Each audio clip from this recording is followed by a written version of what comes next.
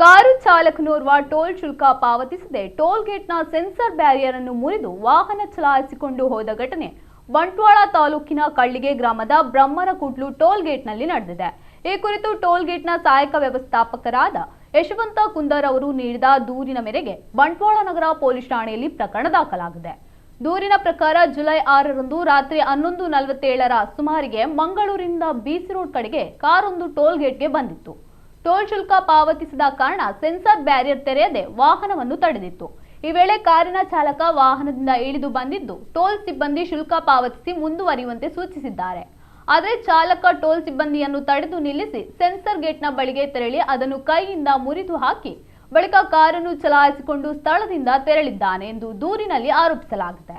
ಘಟನೆಯಿಂದ toll ಗೇಟ್ನ sensor ಬ್ಯಾರಿಯರ್ಗೆ ಸುಮಾರು 6,700 ರೂಪಾಯಿ ಮೌಲ್ಯದ ಹಾನಿ ಉಂಟಾಗಿದ್ದು, ಆರೋಪಿತ ಕಾರು ಚಾಲಕನ ವಿರುದ್ಧ ಬಂಟ್ವಾಳ ನಗರ ಪೊಲೀಸ್ ಠಾಣೆಯಲ್ಲಿ ಪ್ರಕರಣ ದಾಖಲಾಗಿ ಪೊಲೀಸರು ತನಿಖೆ ನಡೆಸುತ್ತಿದ್ದಾರೆ.